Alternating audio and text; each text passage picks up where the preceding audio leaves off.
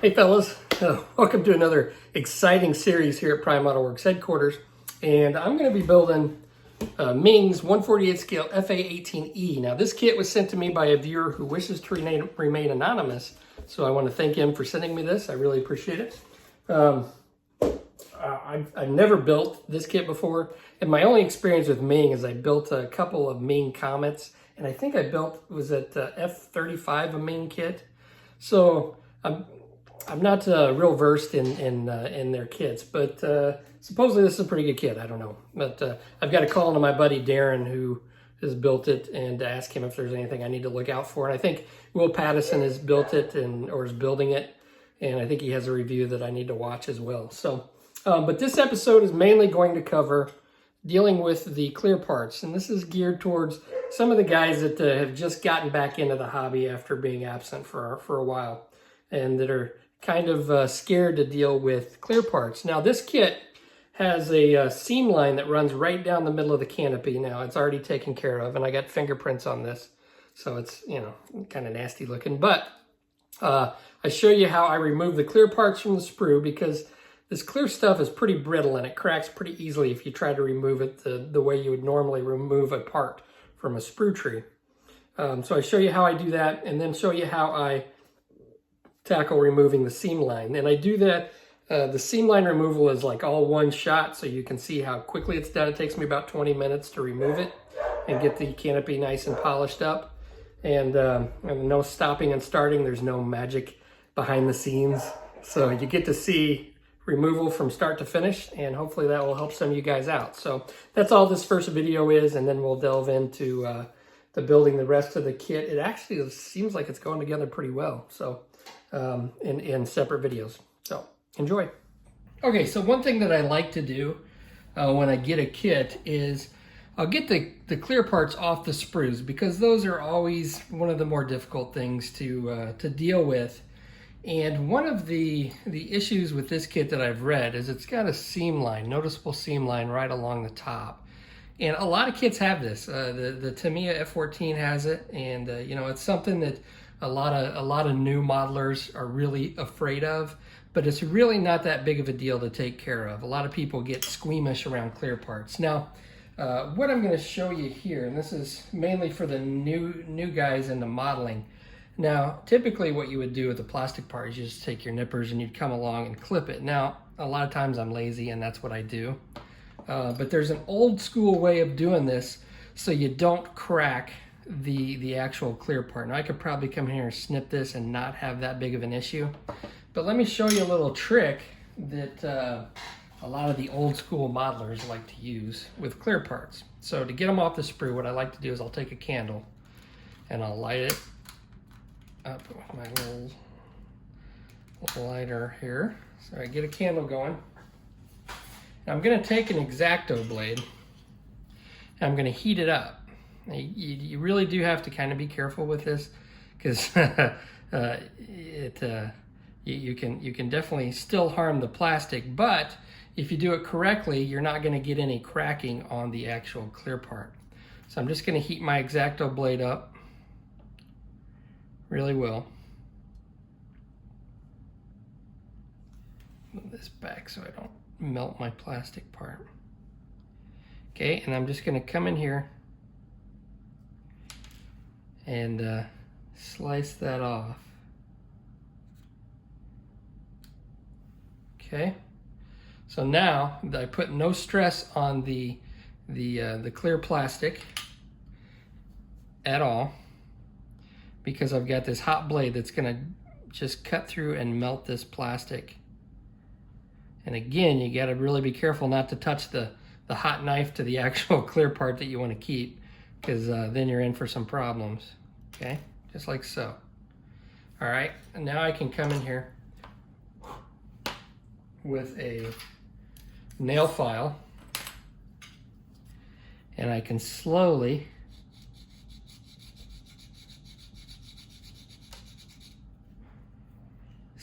whittle that down, and I will have absolutely no cracking on my clear part.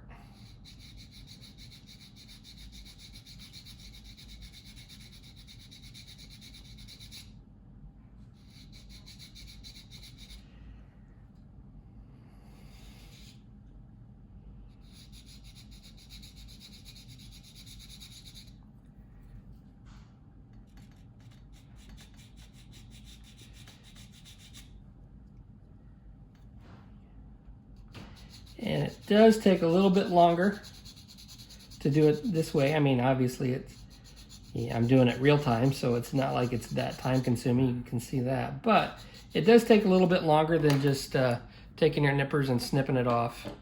But you will not run the risk of cracking your clear part, okay? Just like so. Now I can also come in here and let me get a fresh X-Acto blade. If I want, I can just come in here and just slowly shave some off. And what I mean by slowly shaving it off is I'm just whittling away a little bit at a time. If I try to go in there and get a big chunk of plastic off all at one time, what's gonna happen is it will crack. Okay, now I can take a piece of sandpaper, and I've got some 600 grit sandpaper here. I'm just gonna come in here, smooth it out. All right, and then there is my clear part all ready to go with no harm done to the actual part I'm gonna use. Now, I'm gonna stop the video, get everything else cut off of the other parts, and then we'll tackle the seam line. Now, I know I've shown this before in another video, but it's really simple to do, and this is a really faint seam line, so it doesn't look like it's really deformed. A lot of times when you have a seam line down the top, the plastic will kind of dip in and you have to do a lot more sanding, but this looks like it is just a faint seam line, and whoa, I'm gonna break it. Sitting here messing with the clear parts, I'm gonna drop it and break it.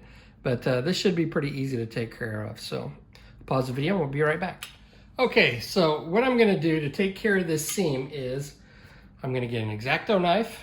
I'm gonna get some sanding sticks. Now I've got these micro mesh sanding sticks, and I'm only gonna use the medium, the fine, the ultra fine, and then I've got some of these, like, I think they're micro mesh sanding pads, and they go all the way up from like 3,200 to 12,000 grit.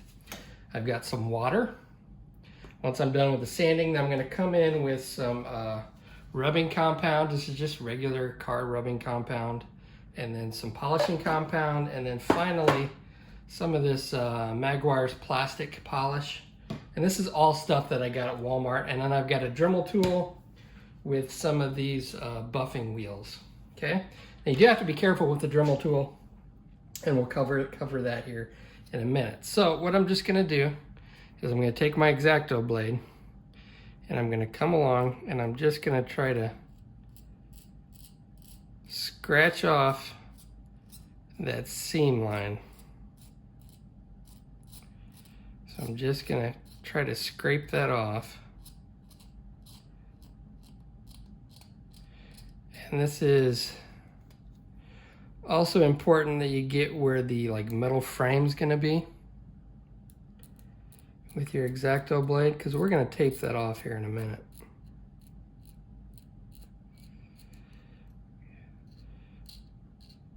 And this is just to get that high spot, scrape that high spot off. And then use your fingers to feel to make sure you got it, because sometimes it's hard to see, especially when you're working with these clear parts.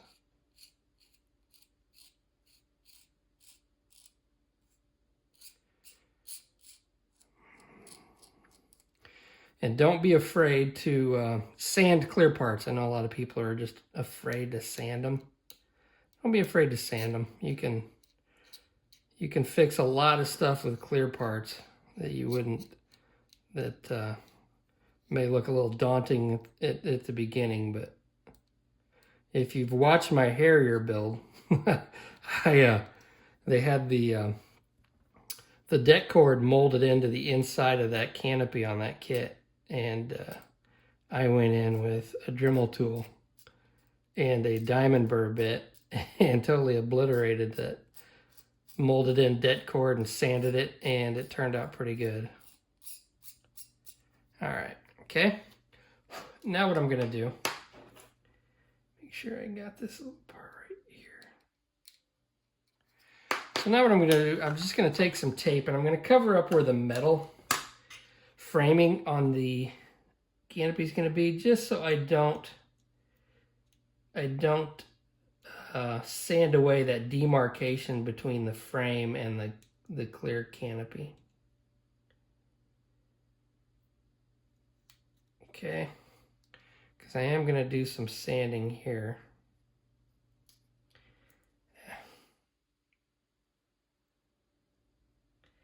It's easier said than done on this particular kit. Okay.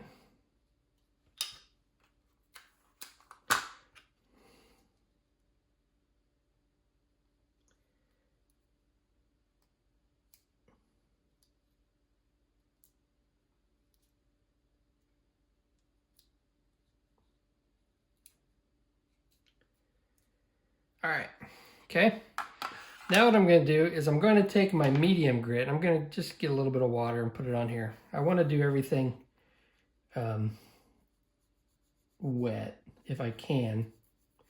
It just seems to sand a little bit better, and I don't get as many scratches. Now, obviously, with this medium grit, I'm going to get scratches, but we're going to slowly take those out. So with the medium grit, what I'm doing is I'm just I'm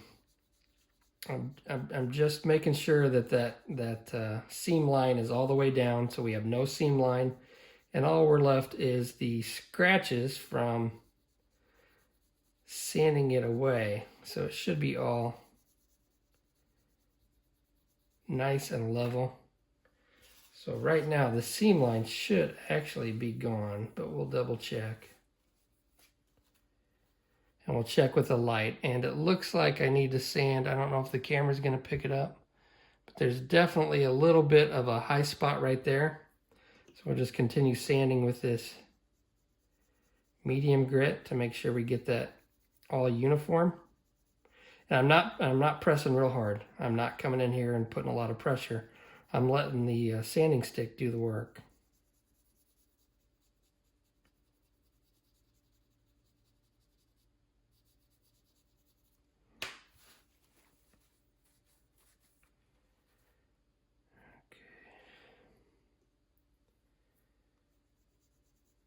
We still got a little bit of a high spot here.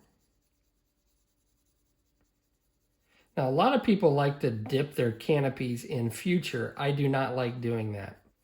And the reason that I don't like doing that is because when I mask it off and then I paint the plane, if any paint seeps in underneath my masking onto the clear canopy, I won't be able to remove it as easily if it's dipped in future. Because what I like to do is I'll just take a Q-tip and I'll go in there with a Q-tip with a little bit of isopropyl alcohol, and I can clean up that canopy frame. Now, if I got future on there, it's going to totally rip the future off, and it's going to take the paint off, but it's also going to rip the future off and just make a mess. So I do not like doing that. You can get a nice clear canopy by polishing it. And to be honest with you, when you if you look at a real plane, I'm sure real planes that have been in service, the canopies aren't crystal clear. I'm sure they got scratches and whatnot in them. They look used. So, I mean, there's always that. But it's nice to have a nice clear canopy sometimes. And I'm talking like a big dork. Like I know what I'm talking about. Like I've ever flown in a plane. Well, I mean, I've flown in like big planes. I've flown in a couple Cessnas. When I was a law enforcement in a drug unit, we used to go up in a little Cessna and look for marijuana weed grows. Shows you how long I've been out of it, because marijuana is now like legal in most states. But we used to go around looking for marijuana plants in a plane and sitting in the back of that thing and doing circles and stuff. Oh my God, I got sick. I never did throw up, but it, in the middle of, I think we used to go out in the fall, late summer, early fall. And, oh my God, it was hot in there, and it was just, there was no room. And the guy doing circles and all kinds of crap. Oh, it sucked. Okay. A little bit more down here and we should be good.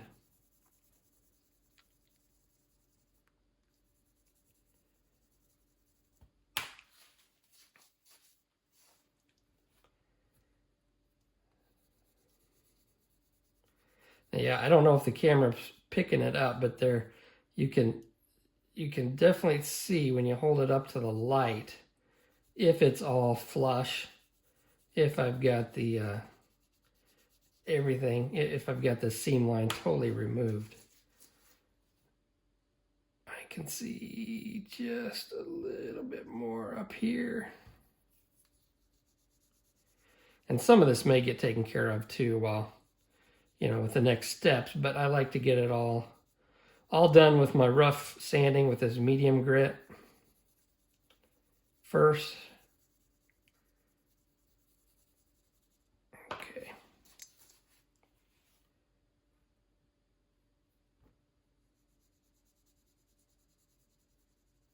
All right, I think we're good. Okay, so now I'm going to take my fine grit and I'm just going to start removing those scratches, just going over it lightly.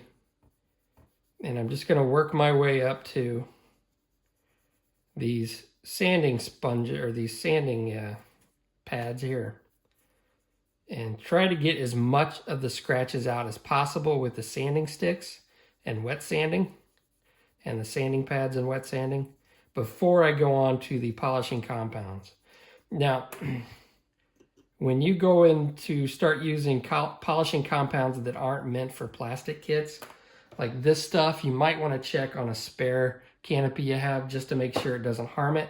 There are some waxes and stuff that I've seen that will actually like craze the plastic and make it look bad. Now I've tested this turtle wax stuff out and I've had no problems whatsoever with it. It does get kind of messy at times. Okay, now we'll go on to the, let's start with 4,000. We'll do 4,000 grit and just start going over this.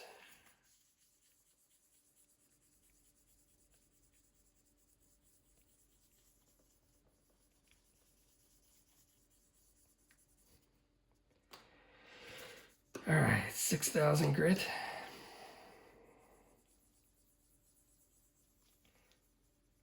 I should probably be wiping away the stuff that's on here as I move up in grits. Get my sandpaper on there. Okay. Go on to 8,000. I'm running through this kind of quickly, just to give you an idea of what we're doing here.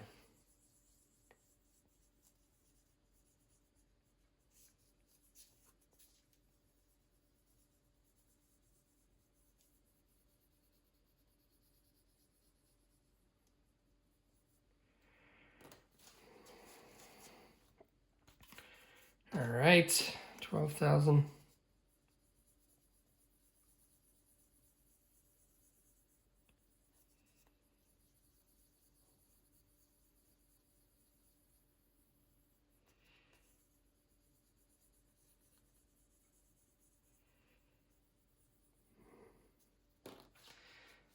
Right. Okay, so let's get this stuff out of the way, so because the next step does make a little bit of a mess.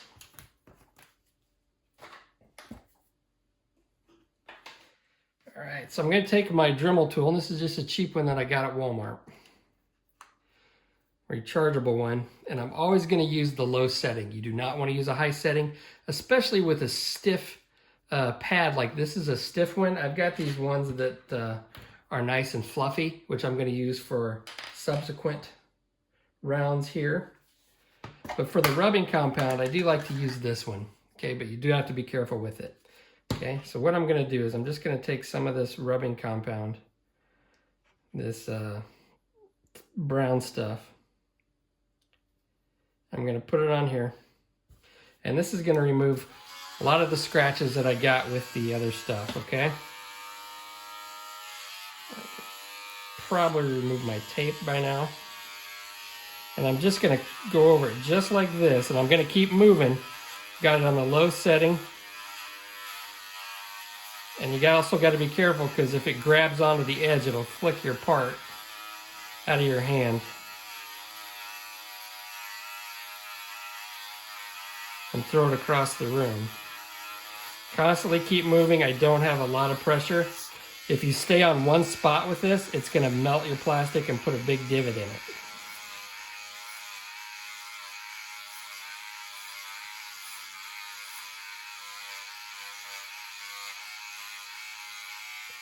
Okay. Now we'll remove this. Take a little bit of water and wipe this off.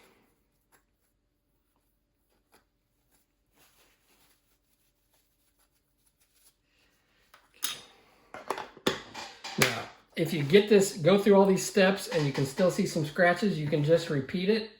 A lot of times I'll come back with the rubbing compound and then start from there, and then buff it a little more with the rubbing compound.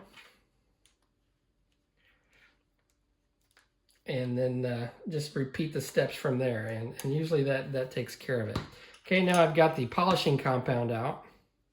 I'm going to do the same thing. Let's put it on here. And I've got my soft buffing pad. Do the same thing. Now, this won't burn into the plastic as easily, but you still can burn into the plastic if you're not careful.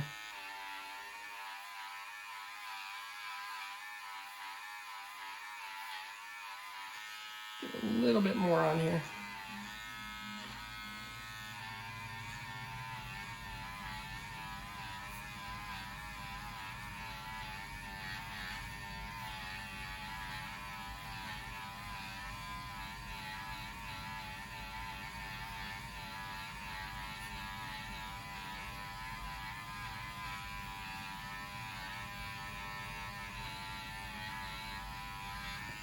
Okay. Now the final step, I'm going to change out my pad, or my little, whatever they call these, cotton buffing something. And I'm going to use this McGuire's Plastex. We'll go ahead and get some water and clean off the residue from the polishing compound. Okay. And this stuff is liquidy and it's kind of runny. Get some on my finger. Now this will, if you get too much on here and then put the Dremel tool on it, it'll spray it everywhere. Just keep that in mind.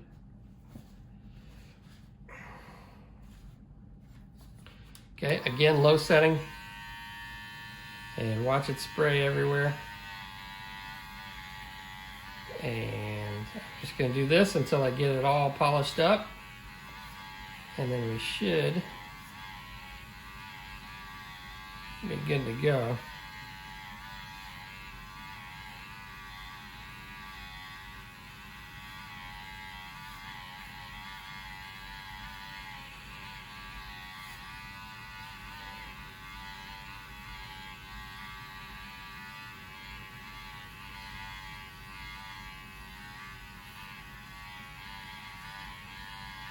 Now, there is some Tamiya plastic polish on the market. Some people like that. I've never actually tried it.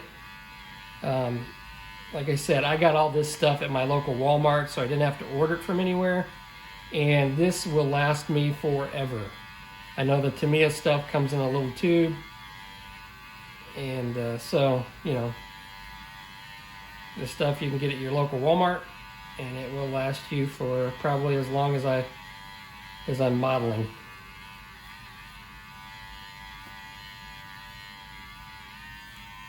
All right, so go ahead and wipe this off.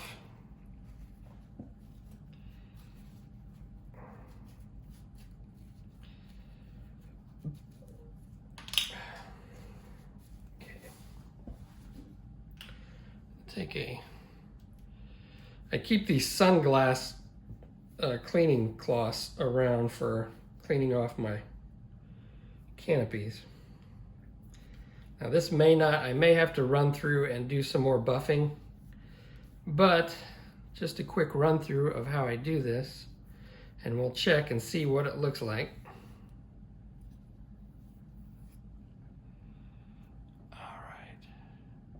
So there it is. Now I can still see a few little scratches. I think it'll be okay.